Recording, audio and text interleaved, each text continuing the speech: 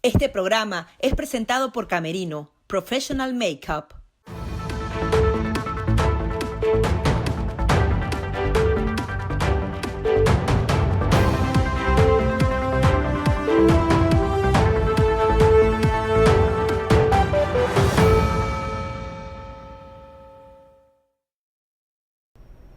Bienvenidos una vez más a su programa Perspectivas. Yo soy Gaby Peroso, como siempre transmitiendo a través de BPI TV. En esta ocasión tengo el privilegio de contar con la presencia de uno de los analistas políticos más agudos, más certeros en el caso Venezuela y realmente en la realidad de la región, Gilberto Carrasquero. Él es además experto en economía y abogado. Bienvenido a Perspectivas. Un placer estar aquí contigo. Muchísimas gracias.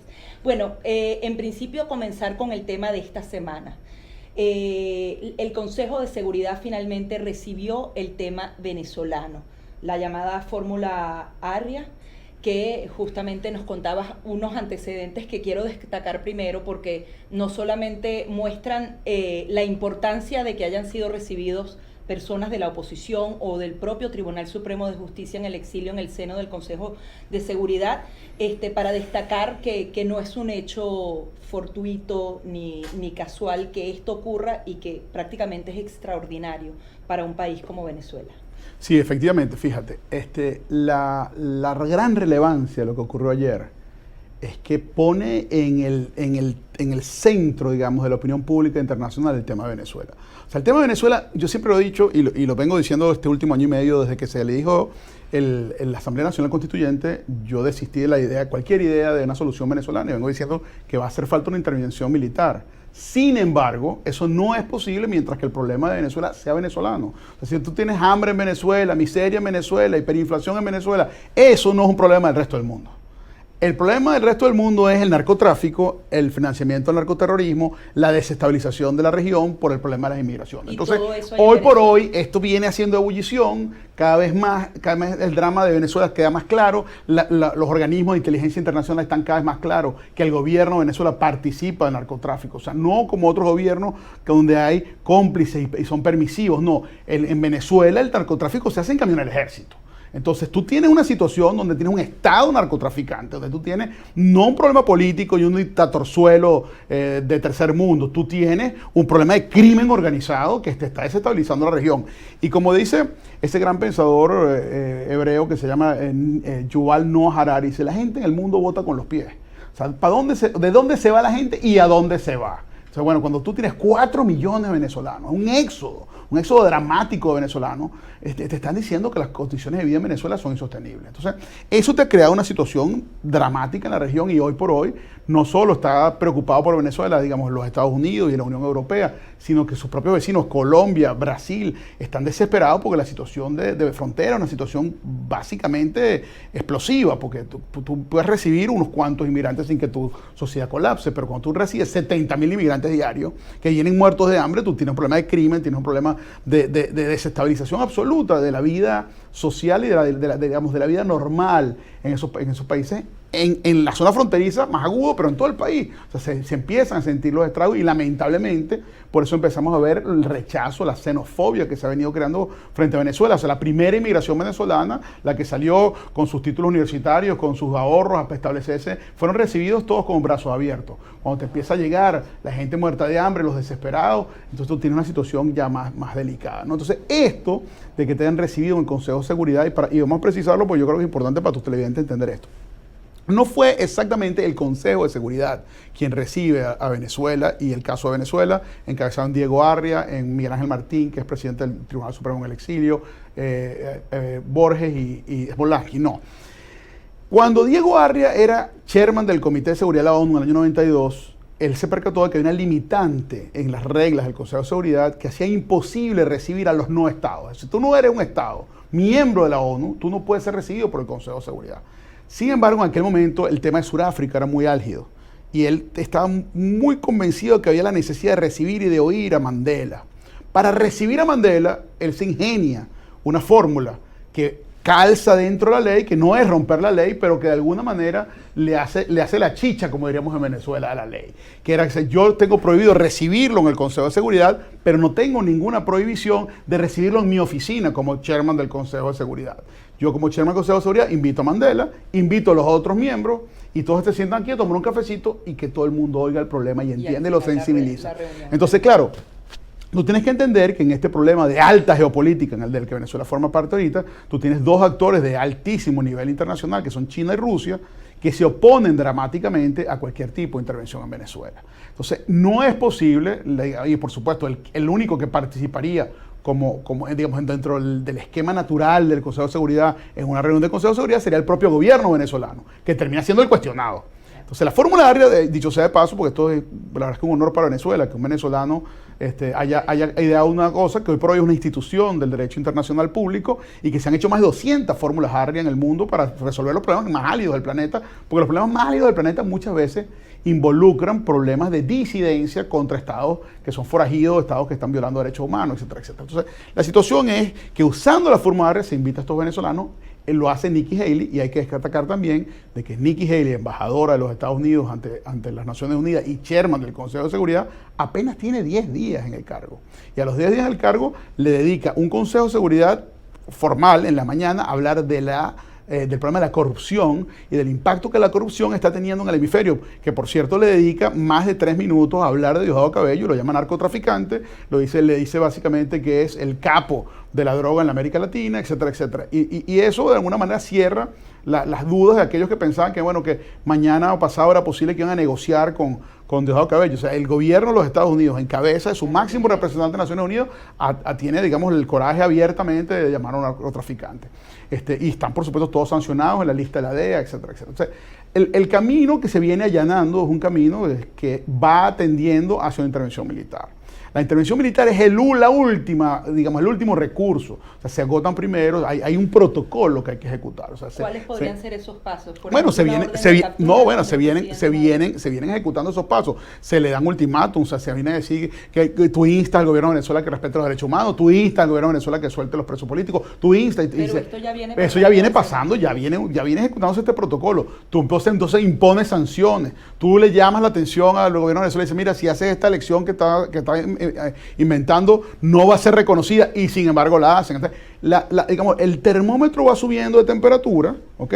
Y va llevando a ciertas cosas que son la ejecución de un protocolo que te va a llevar, en definitiva, Dios permita esto se resolviera antes, de manera concertada, pero pareciera que va a una intervención militar de manera ineludible. Entonces, esto forma parte de un protocolo, esto no es un hecho aislado, esto es un evento sumamente importante y creo que la participación de los venezolanos ayer dejó poco lugar a dudas de que Venezuela no tiene una salida sin una ayuda internacional. Pretender que Venezuela puede resolver su propio problema es pensar que un pueblo que está en este momento desnutrido, deprimido, desesperanzado y desarmado puede resolver un problema contra un Estado absolutamente desalmado, armado, inescrupuloso y dispuesto a matar para quedarse en el poder. Ahora, esa intervención militar pasa porque varios países se pongan de acuerdo, porque siempre ha estado el tema de que si es Estados Unidos el que interviene, o justamente esta serie de visitas que han hecho altos funcionarios del gobierno americano y adicionalmente el Grupo de Lima, que haya esa concertación y, por ejemplo, sea un ejército multinacional. ¿Cómo podría verse internacionalmente como la única salida y que realmente la opinión pública que siempre discute, incluso miembros de la oposición han criticado que haya esa intervención militar, sea posible y pase a una transición pacífica? Bueno, yo voy a empezar con lo último que dijiste, porque estos miembros de la oposición que se oponen vehementemente a la intervención militar son políticos que siguen buscando espacios políticos y soluciones políticas, una crisis que dejó de ser política. Y unas elecciones. Estos tipos, lo único que les importa, lo único que pasa por su cabeza es cómo se van a quedar ellos en el poder el día que esto se acabe. Entonces, cualquier solución que no los incluya a ellos es mala.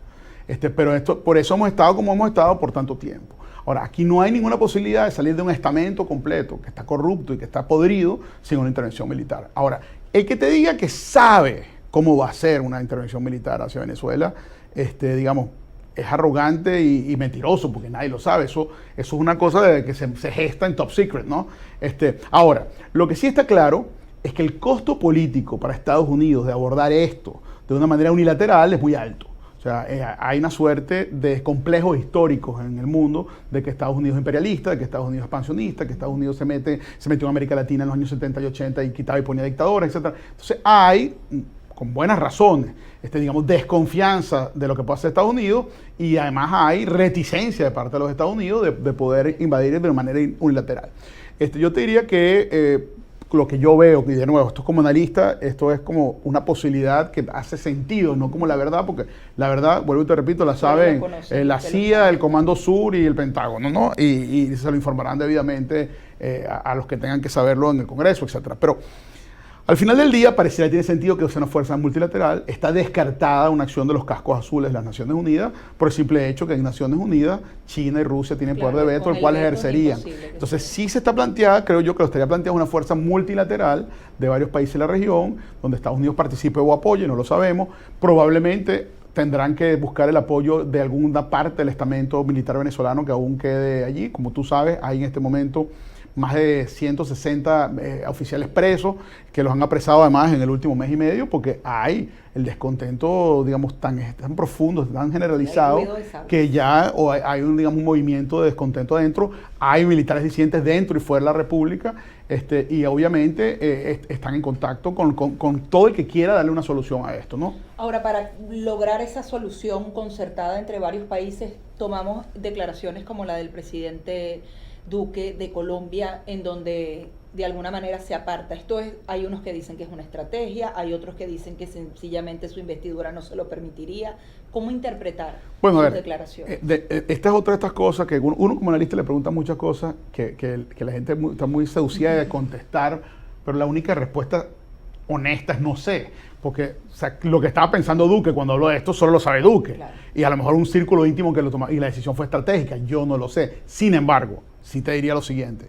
Si yo fuera presidente de Colombia y estuviera participando de la posibilidad de una invasión militar a Venezuela, no estaría diciendo que lo voy a hacer. Claro. Así como te digo que el reportaje en New York Times sobre la reunión que hubo en el Pentágono con los militares disidentes, que supuestamente fue un sapo del Pentágono, eso no ayuda a Venezuela, no ayuda a la solución del problema.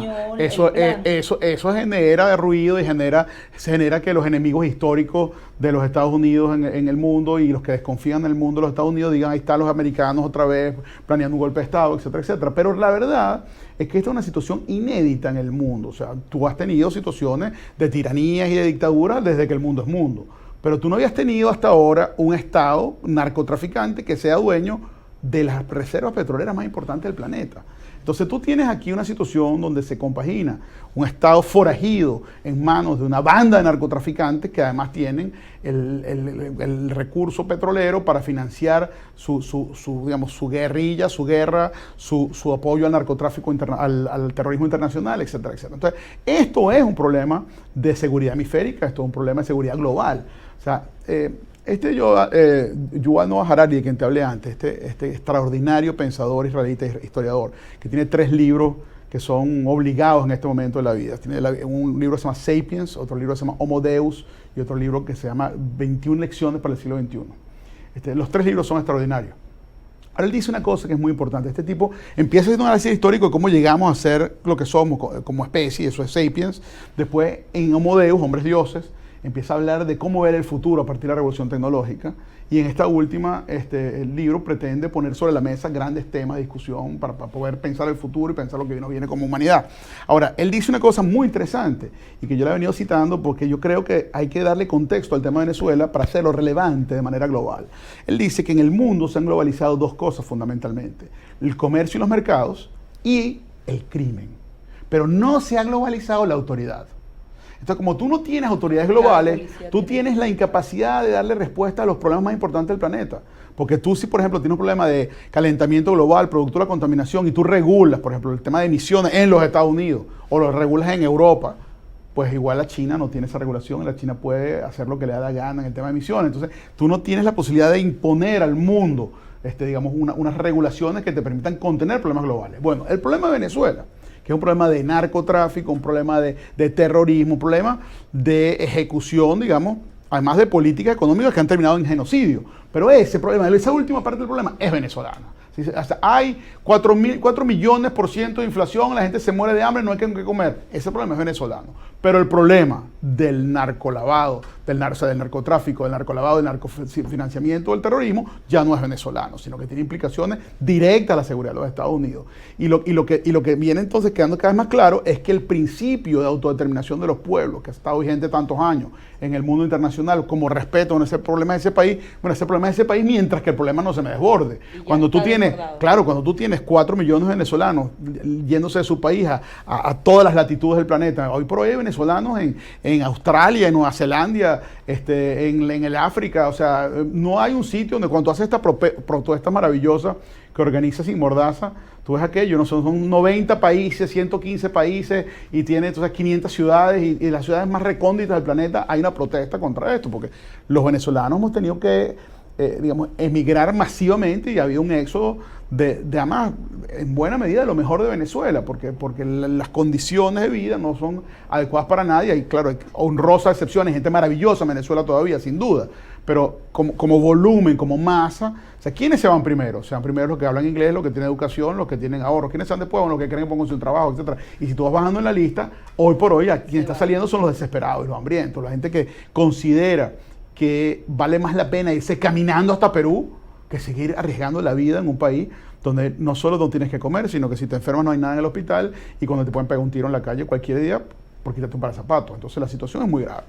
Ahora, justamente esa crisis humanitaria va a hacer reaccionar, por ejemplo, a los países que han estado en contra en la Organización de Estados Americanos. ¿Es posible justamente esa debacle va a provocar otras decisiones políticas a la par de que, bueno, que sigan las investigaciones por narcotráfico, o al final esa vía de la Carta Democrática es una vía que es poco transitada o quizás que no es práctica, que al final no daría un resultado verdadero? Fíjate lo siguiente, hay varias cosas en tu pregunta. Vamos a tratar de usar la memoria y las contestando una por una. Pero primero decirte que los que han estado opuestos a la aplicación de la Carta Democrática en Venezuela son aliados políticos y socios del narcotráfico, del narcorrégimen del dictador Maduro. O sea, esas islas Bolivia. Bueno, estas islas que son parte de Petrocaribe son otra cosa, porque lo que tienen es bozal de arepa, ¿no? O sea, si tú no votas conmigo, o sea, Chávez fue sumamente habilidoso en el sentido que entendió Estados Unidos les ha ofrecido esta refinería y ni siquiera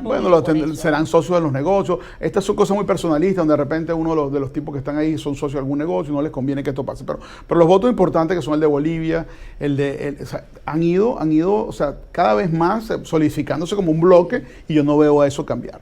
Hay un problema en la región que sí me preocupa un poco más, que es la toma de posesión del presidente López Obrador en México. El presidente López Obrador en México es un hombre que tiene unos nexos históricos con la izquierda latinoamericana. Su primera campaña fue financiada por el gobierno de Chávez. Más dura que la de Chávez, incluso.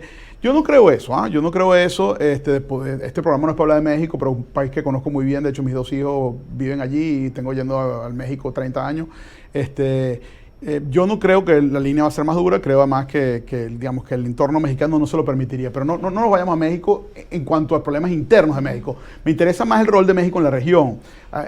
López Obrador, te decía, tiene vínculos históricos con la izquierda y recibió incluso financiamiento de Chávez para su primera campaña. No descarto que lo haya recibido esta vez también. Pero la posición, doctrinaria de México como país en la región siempre ha sido la no intervención. O sea, cuando Felipe Calderón fue presidente de México, Felipe es mi íntimo amigo, Felipe y yo estudiamos juntos en Harvard, amigos. Y yo le reclamaba, decía, Felipe, ¿cómo es posible que no digas nada sobre Venezuela? Me decía, hermano, la política mexicana es no meternos. Él como expresidente ha tenido una posición mucho más vehemente, él y Fox. Pero fíjate tú que es interesante, porque en cambio el presidente Peña Nieto y su canciller Videgaray, ambos han tenido una posición mucho más beligerante contra el régimen de Maduro, pero eso va a cambiar y ya López Obrador lo anunció. Cuando a mí me preguntaron, exacto, a mí eso me lo preguntó en un programa El Ciudadano, y yo le dije, mira, yo no creo que él se va a pasar al bloque de Bolivia, etcétera, yo creo que sería extrema, pero sí lo veo moviéndose una neutralidad además que está arropada en una doctrina histórica mexicana. Y dos días los votos, hay posibilidades de que Brasil pero fíjate, todo es posible, pero quiero irte a una anécdota que yo creo que es relevante. No sé si tú recuerdas todavía en los años, a principios de los 2000, cuando se forma aquella famosa mesa de negociación ¿te acuerdas? La mesa de negociaciones que fue Gaviria, y Gaviria fue a Venezuela y presidió, siendo secretario general de la OEA. Yo participé mucho de estas conversaciones, y en aquel momento, yo un poco desesperado, le dije un día a César, presidente Gaviria, ¿qué tenemos que hacer para que se active la carta? Y la respuesta de Gaviria fue muy simple. La carta está activada, por eso estamos aquí. O sea, la carta es unos mecanismos interamericanos, porque la OEA no puede invadir a nadie, la OEA no puede tomar decisiones, digamos, que sean realmente ejecutables.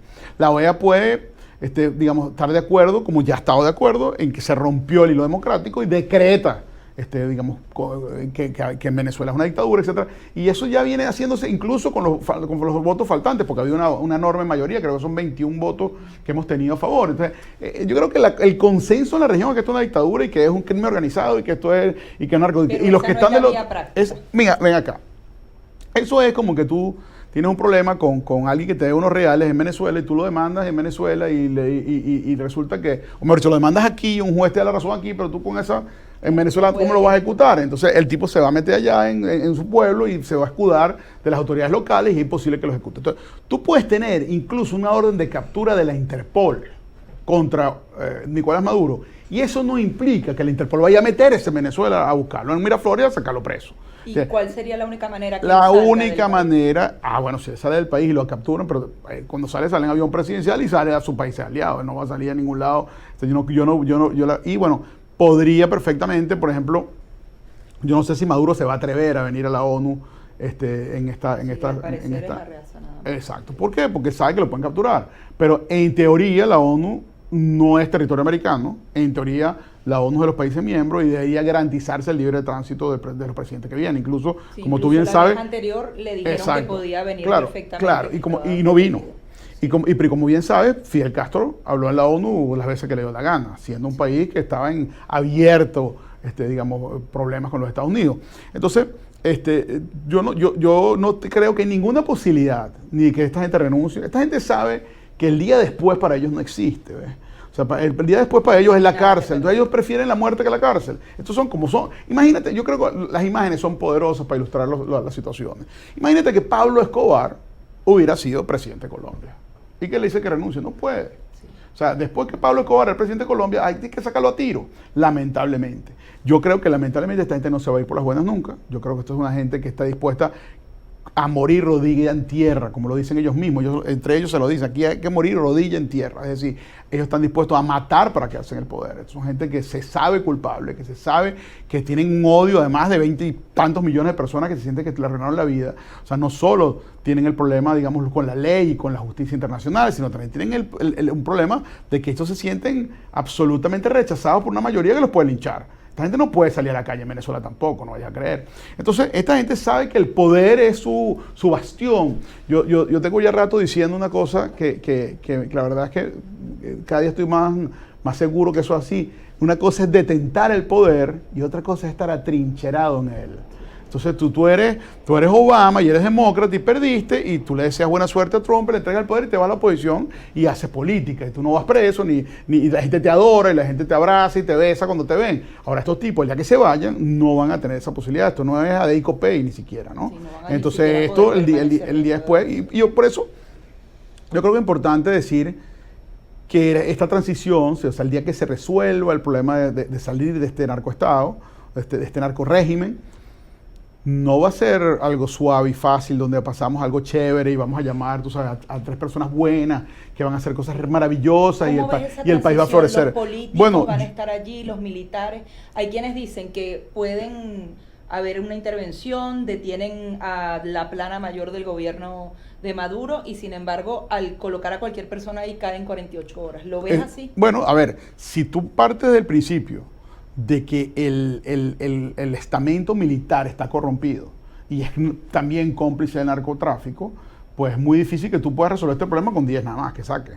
¿Entiendes? Ahora, yo creo que para entender este proceso, primero decir que Venezuela lamentablemente es un enfermo de cáncer que hizo metástasis. O sea, el país está muy enfermo. El país no, esto no es un problema de un cáncer focalizado, ¿me entiendes? Esto no es un cáncer que tienes en la próstata, que te la sacaron y listo, ¿entiendes? No, aquí este cáncer hizo metástasis, tú tienes un país que está socialmente envilecido, que las instituciones están depauperadas, que el sector productivo está quebrado y destruido, que la economía está en el suelo, que además la gente está desesperada, se ha envilecido, el crimen es pujante y básicamente está en tierra de nadie.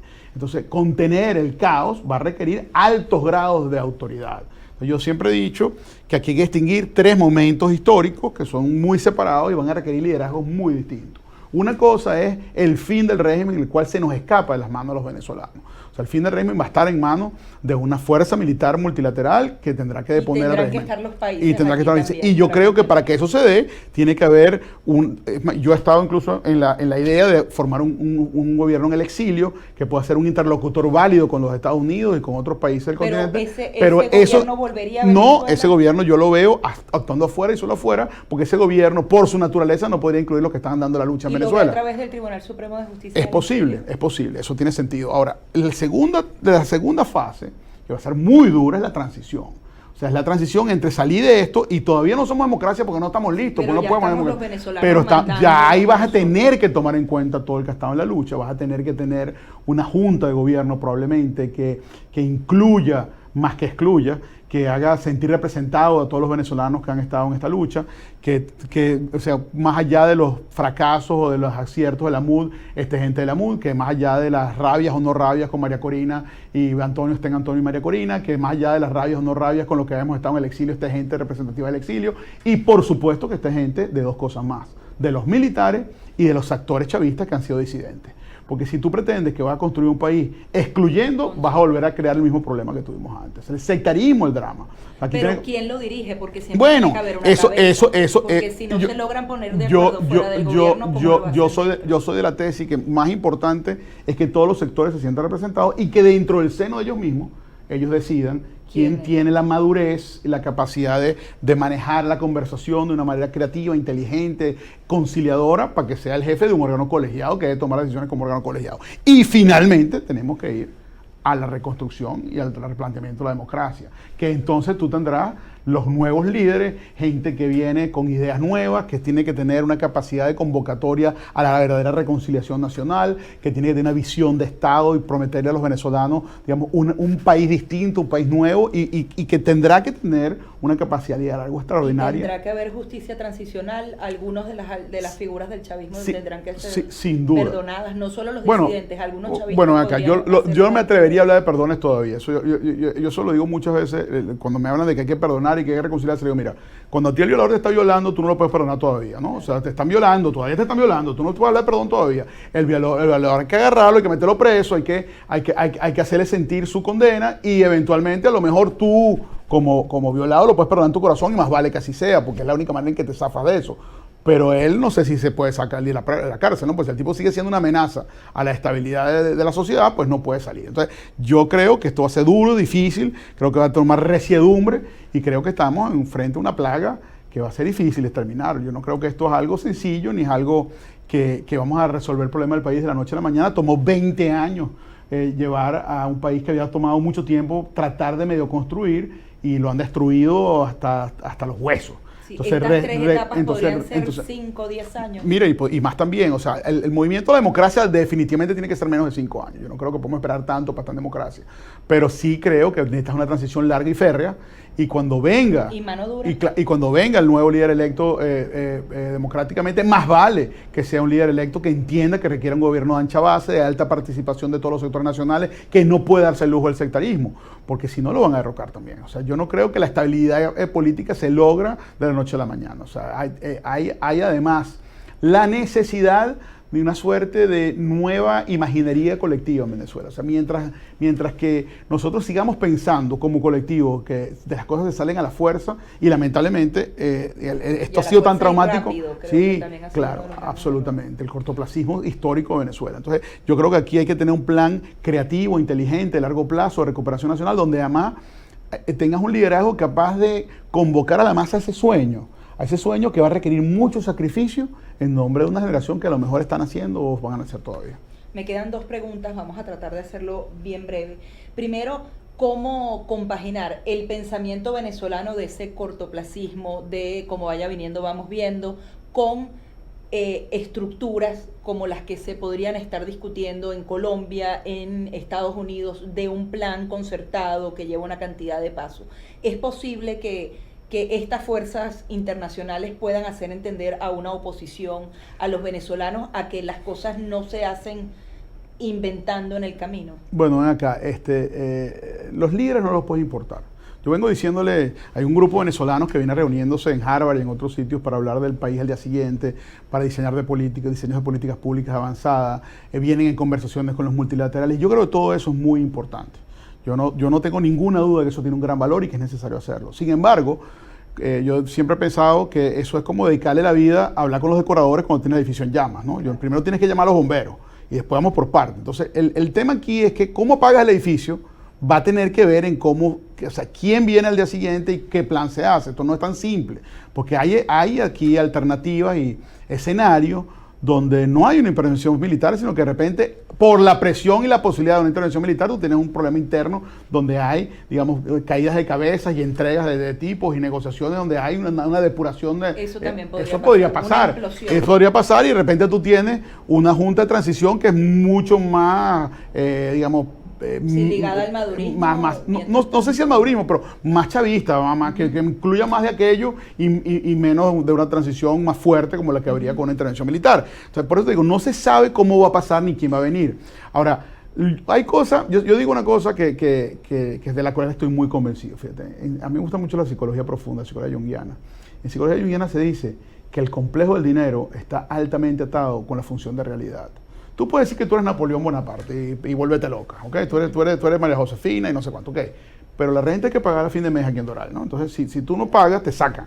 Y el dinero termina aterrizándote. Si no pagas la luz, te la cortan. O sea, hay cosas que el dinero te aterriza. Lamentablemente, a Venezuela lo está aterrizando el dinero. O sea, al final del día, es la quiebra del país lo que está haciendo impostergable las soluciones. Mientras hubo dinero, acordémonos lo que pasó, porque sí, el gobierno no era mejor que el de ahora. El gobierno no era más inteligente, ni más dado a la democracia, ni más abierto a la participación de ciudadanos disidentes. No, lo que había era mucho dinero para comprar la paz social.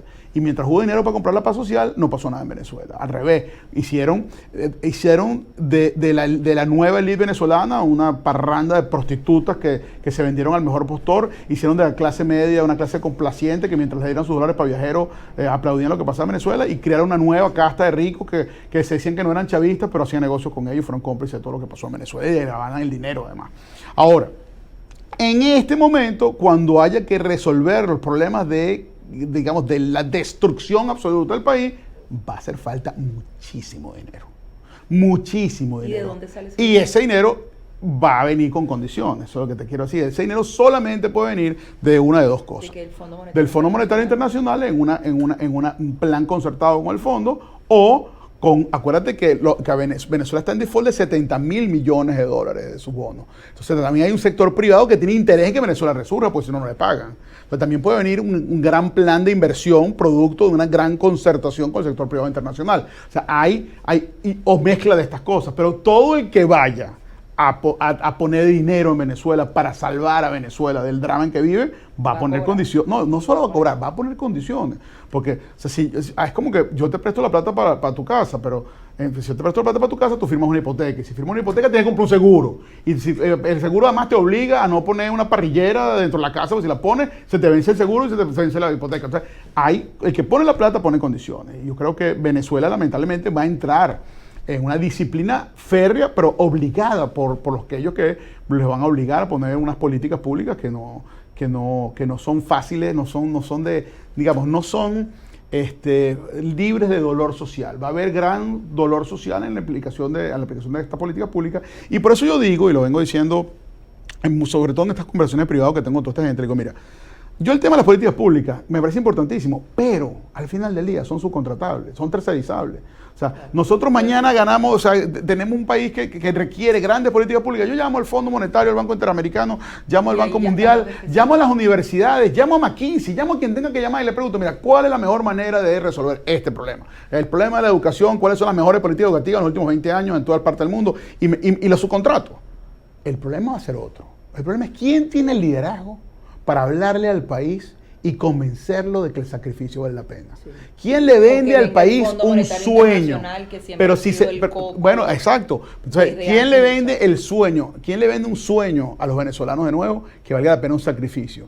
¿Quién va a tener la mano dura a la vez de imponerse a todos aquellos que van a tratar de perturbar la paz social porque quieren que siga la anarquía y que siga la corrupción y que sigan los abusos de poder y que sigan los secuestros? Entonces, tú tienes un reto extraordinario desde el punto de vista del liderazgo. Tú vas a requerir un tipo que tenga una mano izquierda maravillosa, cuasi espiritual, tipo Mandela o Gandhi, que convoque el alma del colectivo, y a la vez un tipo con una mano derecha fuerte que sea capaz de cortarle la mano a quien la quiera meter.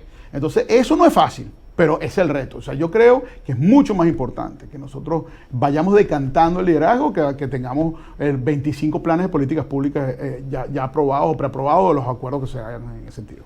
Finalmente, eres experto en el tema económico, estuviste en Wall Street.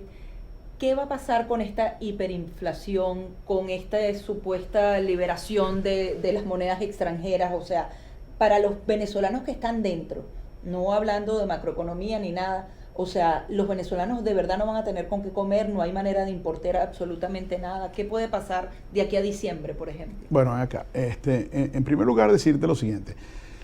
La hiperinflación en el mundo no es un fenómeno nuevo, ocurrió otras veces. La venezolana es de las más importantes que ha habido jamás. Sin duda, la destrucción de la economía venezolana es la más importante que ha sucedido jamás. Nunca en la historia registrada de la humanidad se había consumido una economía al 50% en 4 años. Pero había hiperinflación sin ningún tipo de producción nacional. Fíjate una cosa, tú tuviste problemas de hiperinflación, por ejemplo, en Zimbabue en el 2008, que llegó, óyeme el número, a 279.000 millones por ciento. 279 billones con B de burro por ciento. Entonces, cuando la gente está asustada porque la inflación venezolana va por 4 millones por ciento, yo le digo, mire, esto todavía puede ser mucho peor. ¿Qué termina pasando cuando eso sucede? Lo primero que pasa es que la moneda desaparece. O sea, tú no puedes transar en una moneda todo es trueque o moneda dura. O sea, la gente va a terminar teniendo en el bolsillo dólares o pesos colombianos. ¿Para eso los están supuestamente liberando? Bueno, no, la esperanza, fíjate, vamos a hablar de esa política. Eso que debió suceder hace muchos años. Es una medida correcta en el contexto de la liberación de la economía toda. Ahora, en Venezuela, fíjate el problema. Si, en un programa de estabilización macroeconómica de alto calibre y de avanzada y progresista y convocando a las mejores mentes del planeta, estoy seguro que estaría incluido la libre convertibilidad en moneda. Pero eso formaría parte de otro conjunto de medidas que te permiten ponerte a producir. Porque el chiste fundamental de tú decir libre convertibilidad de moneda es que tú ahora puedes producir en Venezuela y exportar y quedarte con cosas reales. O sea, tú puedes decir, voy a producir harina pan. ¿Por qué? ¿Por qué hay fábricas de harina pan en los Estados Unidos, en Colombia, etcétera? Porque no tenía sentido exportar. Pues si tú exportabas de Venezuela, te tienes que vender los reales al gobierno. Entonces tú produces en Estados Unidos, vendes en Estados Unidos y te quedan los reales afuera. Entonces, lo que la esperanza, digamos, de un economista es que una macroevaluación de la moneda, como has tenido en Venezuela, te genere unos costos de operación venezolanos tan bajos, que exportar es el gran negocio. O sea, tú te pones a producir de todo. O sea, ¿podrían llegar muchas industrias en este momento al país? No, es lo que te estoy diciendo. Esa medida tendría que formar parte de un conjunto de medidas que te genere confianza. En Venezuela, para empezar, no hay ley. No, óyeme una cosa, no existe en el mundo una variable más correlacionada con el desarrollo económico que haber sido colonia inglesa. O sea, si tú fuiste colonia inglesa, tú eres desarrollado. Punto. La razón de ser, eso se ha estudiado, la razón de ser es que los ingleses trajeron sobre todo el imperio de la ley. El imperio de la ley hace que tú puedas invertir y que tengas la seguridad jurídica que los reales te lo van a devolver. Entonces se crea el mercado de capitales, se crean inversiones, hay derechos de propiedad, hay jueces que te garantizan el derecho de propiedad. Entonces, sin que tú tengas, o sea, cuando tú tienes un país como Venezuela, que ya no es ni un país, sino un gentío y una anarquía terrible, donde si tú metes unos reales, tú no sabes si te van a nacionalizar mañana. Es más, yo te voy a decir una cosa. Yo te garantizo que muchos empresarios venezolanos que están todavía allá y que reciben la noticia con alegría y dicen, bueno, finalmente vamos a poder exportar. No saben si cuando exporten le dicen, pero me tienes que dar todo aquí y te lo devuelvo después, o etcétera. el dinero que metan en dólares porque en los esta bancos, gente, se no los es, quiten en esta algún gente momento. no es creíble. Esta gente no es creíble. Eso puede ser una manera de ellos financiarse para tratar de sortear un poco más, ganar Bueno, más tiempo. no, yo lo que sí creo es que esto forma parte. Acuérdate que tomaron una decisión anterior, que era el tema de legalizar la remesa y de darle el dólar libre a la remesa. Ellos también entienden que tienen una crisis humanitaria importante, que les está muriendo de hambre y que es un problema político. Entonces, esto es una manera también de paliar la crisis. O sea, digamos, es algo que también les ayuda de alguna manera, más allá de que ellos se vayan a financiar o no de esto, ¿no? Yo lo que sí estoy convencido, es que esta medida sola, aislada, primero del cambio de gobierno, o sea, no hay ninguna posibilidad de generar credibilidad alrededor de la figura de Nicolás Maduro. O sea, no hay posibilidades de nada. Además, el estamento financiero internacional, Wall Street, y el resto de los bancos del mundo que no quieren pelearse con Wall Street. Porque uno de los temas del mundo es que Estados Unidos sí es Estados Unidos nada más y nada más puedes poner reglas en Estados Unidos. Pero tú cuando pones reglas en Estados Unidos dices, ajá, y el que no las quiera seguir no hay problema, pero no vamos a negocio contigo. Claro. Aquí pusieron la ley que se llama FATCA y los europeos están desesperados viendo cómo hacen para cumplir las regulaciones aquí, porque si no, les meten multa allá.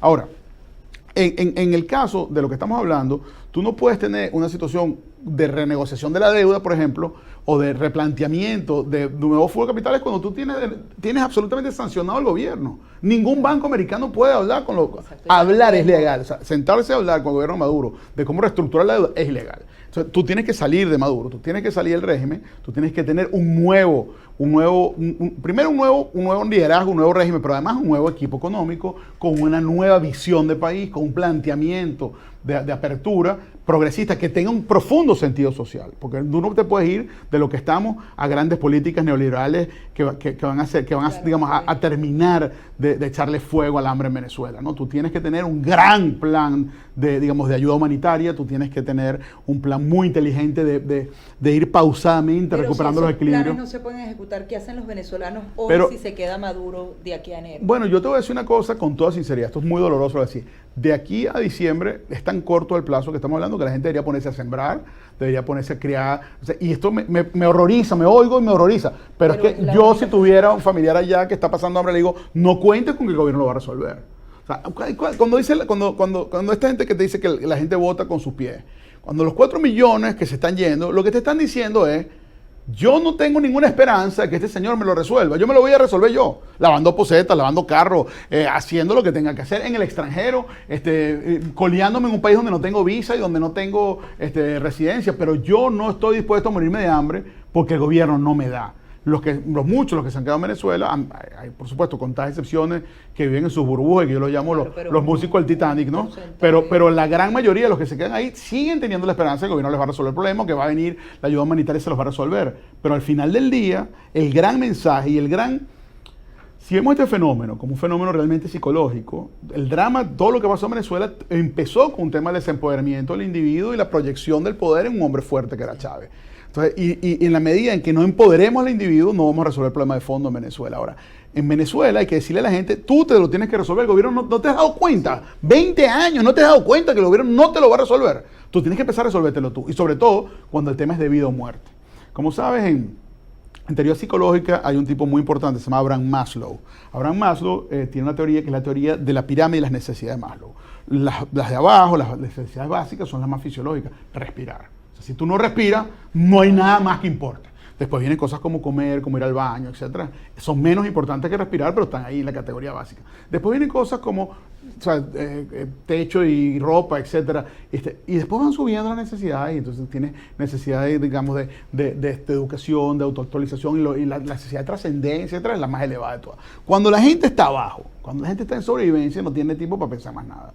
La situación en Venezuela es una situación desesperada, de gente que está en el último nivel de sobrevivencia, donde la gente tiene ya rato comiendo la basura y ya no encuentra, donde la gente ya liquidó sus ahorros para sobrevivir, donde la gente está desesperada, las mujeres prostituyéndose. El drama humano es terrible.